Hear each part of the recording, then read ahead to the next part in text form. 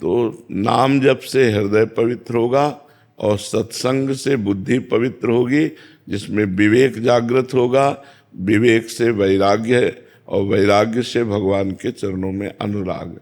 इसलिए जरूरी है खूब नाम जप करो और खूब सत्संग सुनो।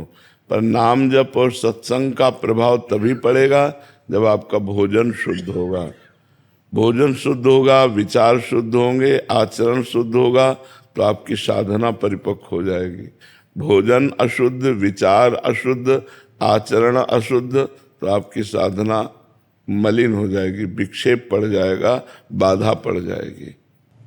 महाराज जी, बाहर रहते हैं तो प्याज लहसुन का सेवन होता है, ऐसे में बुद्धि शुद्ध कैसे रखें? हाँ, प्याज लहसुन की बड़ी समस्या है कि जिनका मन स्वाद में फंस गया है तो प्याज लहसुन छोड़ना कठिन नहीं। इरादा पक्का हो जाए तो हम कह सकते हैं ना कि प्याज लहसुन बिना सब्जी दीजिए हमें। होटल में भी बोल सकते हैं हम कि आप प्याज लहसुन मत डालिए। तो अगर हम ये कहेंगे कि हमें मिलता ही नहीं है तो गलत बात है। बहुत से ऐसे आर्मी के जवान हैं जहाँ सब सुविधाएं हैं, मांस भी है, सब सुविधाएं, लेकिन वो प्याज लहसुन भी नहीं खाते। तो अगर हम चाहें तो हम बिना प्याज लहसुन का भोजन हमें मिल जाएगा। भाई हम पैसे दे रहे हैं, प्याज लहसुन नहीं डालना, वो नहीं डालेगा। अब जब हमें स्वाद की बात आएगी तो फिर अब बिना प्याज लहसुन का भोजन सात्विक भोजन होता है और वो स्वाद नहीं आता जो प्याज लहसुन से, वो स्वाद नहीं आएगा। वो स्वाद सात्विक पुरुषों को प्रिय है। अगर हम सात्विक भाव लाना चाहें तो हमें छोड़ना पड़ेगा। प्याज लहसुन कोई पाप नहीं है खाना, पर वो तमोगुणी है, वो भजन विहीन वृत्ति पैदा करता है। इसलिए जैसे मसूर की दाल कोई पाप थोड़ी है, लेकिन सात्विक भाव वालों ने मसूर की दाल का त्याग किया है।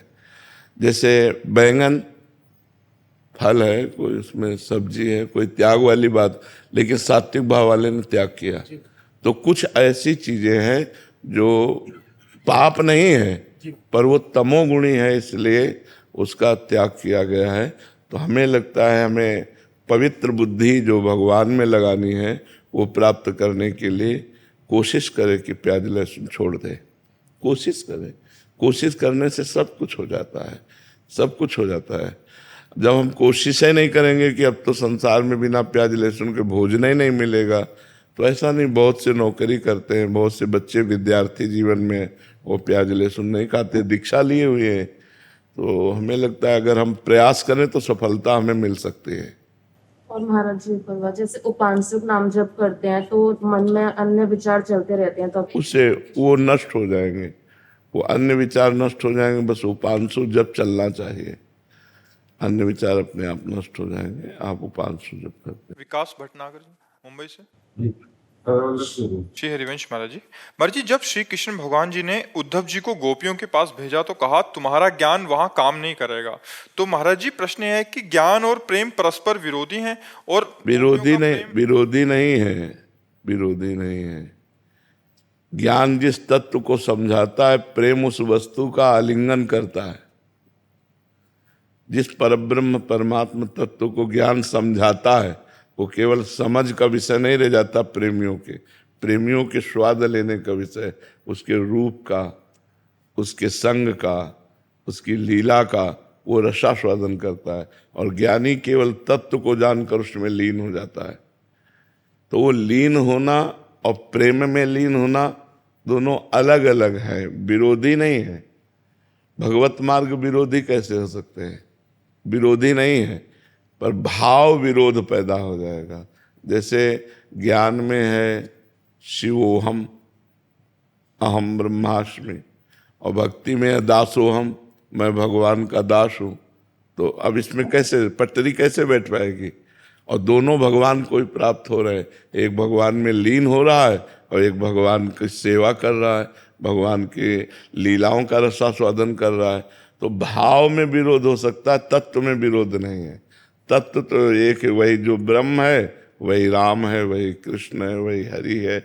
उसी को भगवान भक्तजन कहते हैं, ज्ञानी जन ब्रह्म कहते हैं, योगी जन परमात्मा कहते हैं। भाव में अंतर हो जाता है। भाव में मैं वही हूँ ज्ञान, और भक्ति में मैं आपका दास हूँ। वो दास की तन्मयता से तन्मय हो जाता है, वो मैं की तन्मयता में लीन हो जाता है।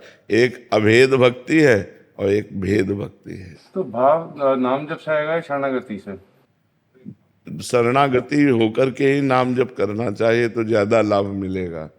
जब तक शरणागति नहीं होती तब तक नाम जप करते रहिए, लेकिन रंग तभी आएगा जब शरणागति हो जाएंगी। प्रभु की शरण में होकर जब प्रभु का नाम जप करते हैं तो विशेष लाभ की प्राप्ति होती है। जी। भावेश दमन जी। राधे राधे। श्री हरिवंश महाराज जी। महाराज जी, पिछले 2 सालों से आपका सानिध्य मिला और आपके बताए हुए मार्ग पे चलने का प्रयास कर रहा हूँ।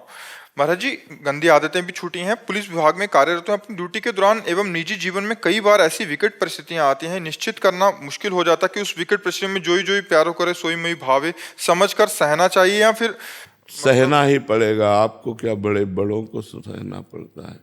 देखो, इंद्रप्रस्थ के सिंहासन पर आरूढ़ महाराज युधिष्ठिर अपने लाभ लश्कर से हस्तिनापुर बुलाए जाते हैं।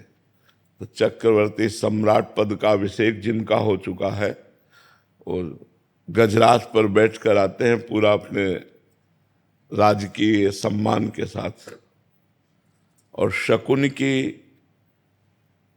जो कपट भरी बुद्धि है उससे वो परास्त हो जाते हैं, और 12 वर्ष का वनवास और 1 वर्ष का अज्ञातवास उस महापुरुष को मिलता है जो इतना भी पाप नहीं करता, इतना भी पाप नहीं करता। धर्मराज युधिष्ठिर, धर्मराज मतलब हम लोग धर्म से चलना चाहते हैं, वो धर्मराज है स्वयं।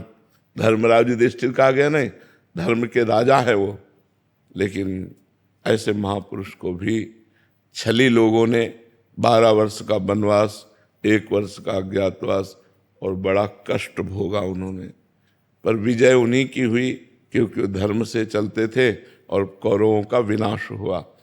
तो ऐसा नहीं कि धर्मात्मा पुरुष के जीवन में संकट नहीं आते, बहुत बड़े बड़े संकट आते हैं, पर नाम जप करते हुए भगवान उनको पार कर देते हैं। बड़ी समस्या, ये संसार संकट का घर है।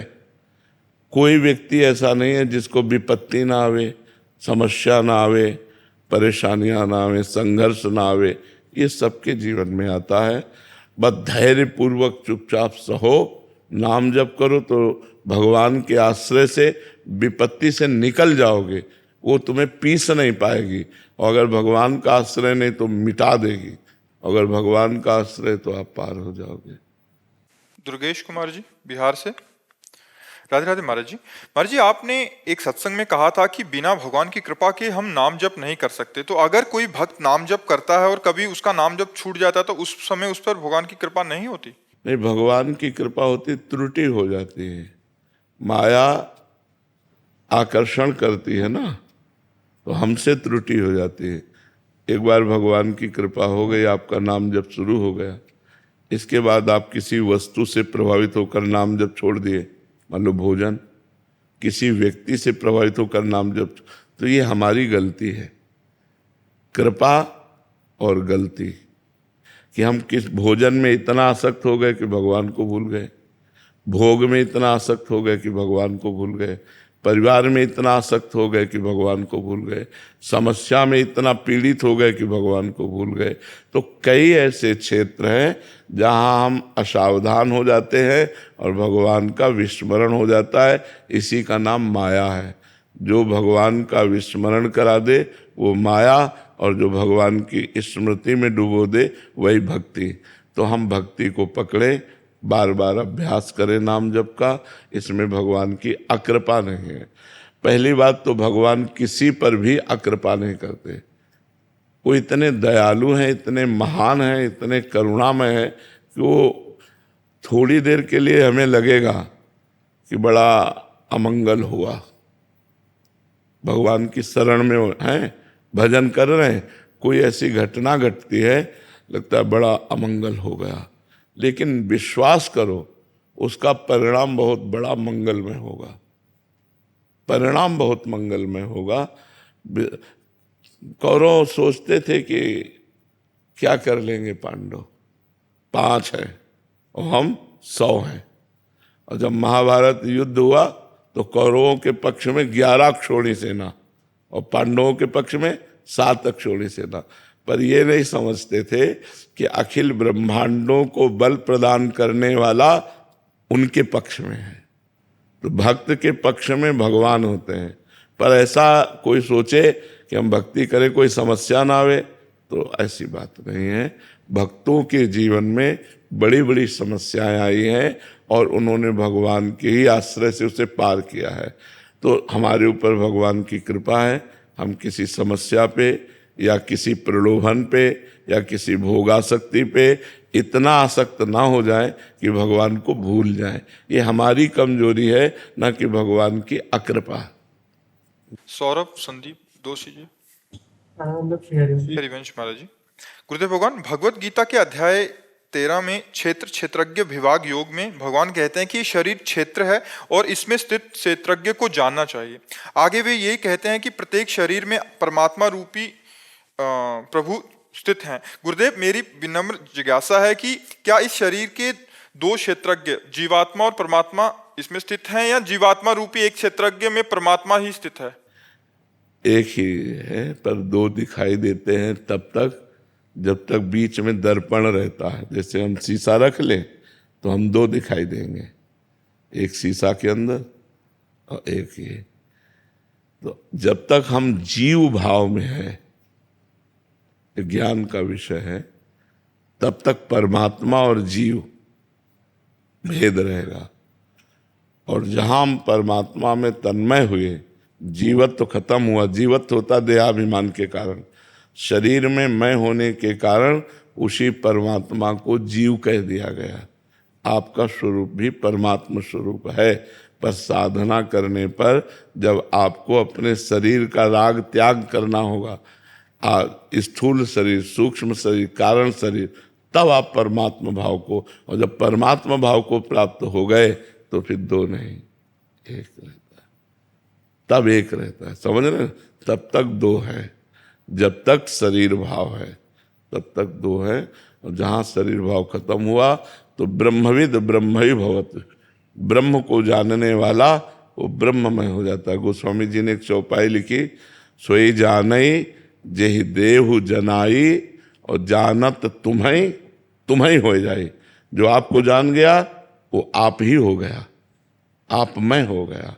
तो वहां फिर 2 जानत तुम्हें ब्रह्मविद ब्रह्म ही भवती। जब ब्रह्म को जान लिया जाता है तो ब्रह्ममय हो जाता है।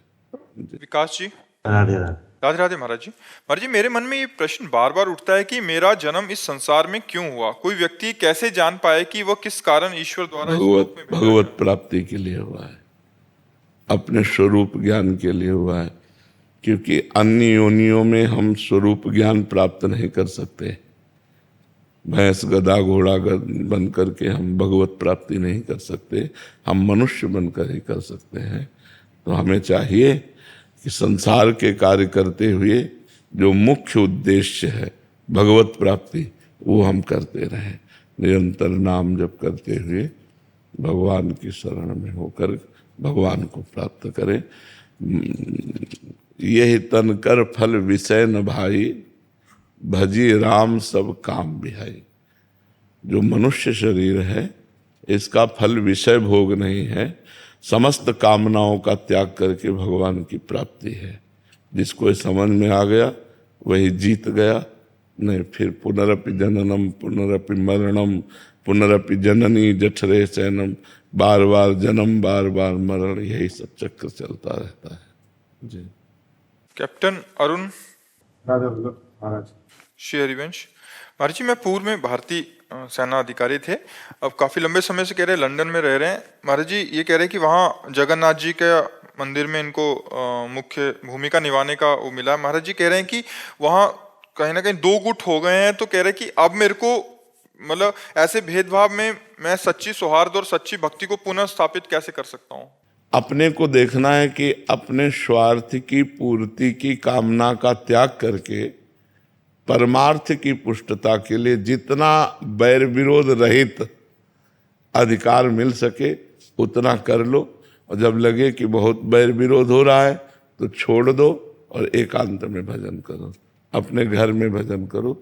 वैर विरोध भक्ति नहीं है, वैर विरोध भक्ति नहीं है। मान लो यहाँ लग रहा है कि यहाँ बैठने से झगड़ा होने वाला है, उठे चल दिए राधा राधा राधा, और अगर प्यार से हो रही सेवा तो भगवान की ही हो रही, अगर वैर विरोध हो जाए तो इस्तीफा दे देना चाहिए अपनी तरफ से।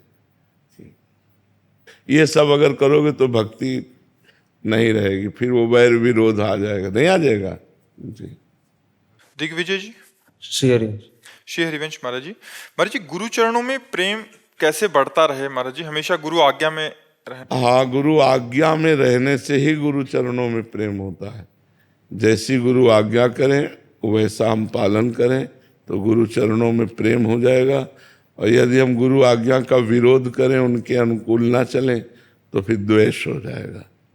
गुरु निंदा करने लगोगे, गुरु को मनुष्य मानकर उनके दोष दिखाई देंगे, फिर उनका वर्णन करोगे। मतलब कई तरह के बाहरी परिवेश ऐसे होते हैं जिनमें निंदा की जा सकती है, जिनमें निंदा की जा सकती है, पर उनकी स्थिति को समझना कठिन है। तो अब समझना होगा, अगर हम अपने गुरुदेव से प्रेम करना चाहते हैं तो समझना होगा, उनकी परिस्थिति समझना होगा, उनकी स्थिति समझना होगा। स्थिति अध्यात्म होती है और परिस्थिति मायामयी होती है। तो हमें चाहिए कि अपने गुरुदेव से प्यार करें माँ की तरह। जैसे मेरी माँ जैसी भी है, मेरी माँ है।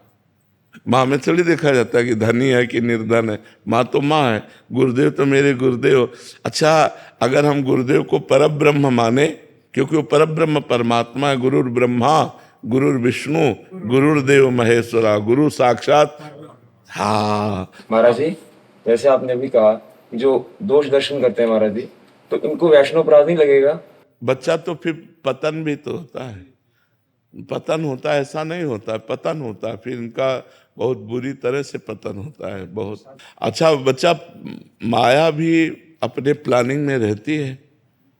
दो पार्षद हैं, एक है भगवान के पार्षद जैसे आप लोग, कि अब कुछ भी हो हम तो अब भजन करेंगे, सतमार्ग में चलेंगे, और एक होते हैं कि सतमार्ग में चलने वालों को गिरा के ही मानेंगे। दो होते हैं ना। अब कुछ लेना देना नहीं, लेकिन आपके मन के उत्साह को गिरा देना है। तो दो पक्ष हैं, अपने को अपने में डटे रहना है।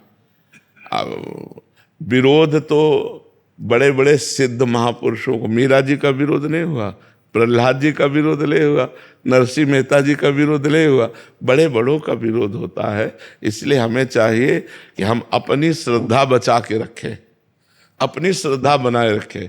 विरोध करने वालों का चश्मा अलग होता है और श्रद्धा वालों का चश्मा अलग होता है। तो हम अपने चश्मे को न बिगड़ने दें। दुर्योधन निंदा करता था भगवान श्री कृष्ण की, भगवान को भगवान ही नहीं मानता था। जब पांडवों के पक्ष से भगवान संधि कराने गए तो भगवान को भी बंदी बनाने का पूरा प्रयास किया, तब भगवान ने विराट रूप दिखाया भगवान का। तो इसलिए हमें चाहिए कि विरोधियों को भी नमस्कार करें और अपने भजन में लगे रहे। अगर विरोधियों का विरोध करेंगे तो वो हमारा विरोध कर रहे, तुम उनका विरोध कर रहे, बात तो एक ही हो गई। हमें विरोधियों का भी विरोध नहीं करना, नमस्कार करके चुपचाप भजन में चलना। सनी मान कोस्कर जी। राधे राधे। राधे राधे महाराज जी। महाराज जी, मैं कंपटीशन जो तैयारी करते हैं बच्चे IAS IPS, उन बच्चों को शिक्षित करता हूँ। महाराज जी, आप पूछ रहे हैं कि शिक्षा में आध्यात्मिकता का स्थान क्या होना चाहिए महाराज जी? आध्यात्मिकता का स्थान तो सर्वोपरि है। जैसे बालक है, अगर वो पवित्र जीवन व्यतीत करे, जैसे ब्रह्मचर्य है, व्यसन रहित है, गंदी बातों से दूर है, गंदे दृश्यों से दूर है, तो एक बहुत अच्छा उन्नति करने वाला विद्यार्थी होगा, वो स्मृतिवान होगा। और जैसे ब्रह्मचर्यहीन है, नशा करता है, गंदे आचरण करता है, तो ये आधुनिकता उसकी इस बात को नहीं रोक पाएगी। आध्यात्मिकता ही उसे रोक सकती है। आध्यात्मिकता पवित्रता और भौतिकवाद से ऊपर उठाती है। आधुनिक पढ़ाई भौतिकवाद को पुष्ट करती, नहीं पुष्ट करती। तो भौतिकवाद पुष्ट होने में यही सुख नजर आते हैं, लेकिन अध्यात्म आत्म सुख की तरफ बढ़ाता है, भगवत सुख की तरफ बढ़ाता है, वो भौतिक सुखों की तरफ नहीं बढ़ाता है। भौतिक सुखों को कंट्रोल करके भोगता है। आधुनिकता हमको अधीन करके भोग भोगाती है, अध्यात्म भोगों को अधीन करके भोगा जाता है। कि जैसे मन कह रहा है कि हम गलत आचरण करें, तो वो उस समय विवेक पूर्वक काम करेगा कि नहीं, मुझे गलत आचरण नहीं करना, ये गंदी बात है, ये धर्म से विरुद्ध है। मैंने तो धर्म का ज्ञान और करना है या नहीं करना है, शास्त्र के द्वारा प्रमाणित बात ये अध्यात्म के बिना कैसे हो सकती है। तो अध्यात्म का सर्वोपरि स्थान है। हम ये नहीं कहते कि दिन भर माला चलावे, पर विद्यार्थी को जरूरी है कि वो 10-20 मिनट अध्यात्म की बातें रोज सुने या पढ़े। मान लो सुनने को नहीं मिलता तो शास्त्र से पढ़े। छोटी छोटी पुस्तिकाएं गीता प्रेस से प्रकाशित हैं जो अध्यात्म से युक्त हैं। ये करना चाहिए, ये नहीं करना चाहिए, ज्ञान हो। नहीं तो क्या होता है कि खेल खेल में, विनोद विनोद में कहीं ना कहीं हम फंस जाते हैं, और जिससे हम फंसते हैं वो वस्तु व्यक्ति हमारे चिंतन का परिवर्तन करता है। आंतरिक हम कमजोर हो जाते हैं, आंतरिक हमारा चिंतन तो अब पढ़ाई में जो चिंतन लगना चाहिए प्रसन्न होकर, वो उसमें लग जाता है।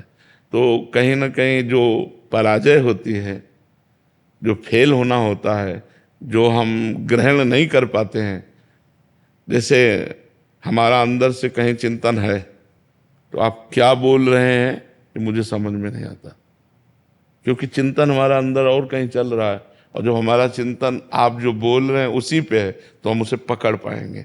तो आंतरिक चिंतन को संभालना अध्यात्म का काम है। और चिंतन संभल गया तो चाहे वो भगवान का चिंतन हो, चाहे विद्या का चिंतन हो, चाहे किसी विषय का चिंतन हो, वो परफेक्ट उसमें रहेगा। तो हमें लगता है विद्यार्थियों को ब्रह्मचर्य से रहना चाहिए जब तक ब्याह ना हो, और व्यसन का त्याग करना चाहिए। कोई नशा नहीं होना चाहिए, और किसी तरह गंदे दृश्यों को देखना, गंदी बातें नहीं होनी चाहिए। तो बहुत अच्छे विद्यार्थी बन जाएंगे, वो उन्नतिशील हो जाएंगे, या वो बहुत अच्छे अध्यापक बन जाएंगे, बहुत अच्छे जज बन जाएंगे, बहुत अच्छे वकील बन जाएंगे, बहुत अच्छे नेता बन जाएंगे। जो पवित्र आचरण है वही अग्रसर हो सकता है, समाज सुख को प्रदान कर सकता है। नहीं तो वो गंदा आचरण वाला, गंदा विचार वाला, वो शोषण कर सकता है, पोषण नहीं। जी।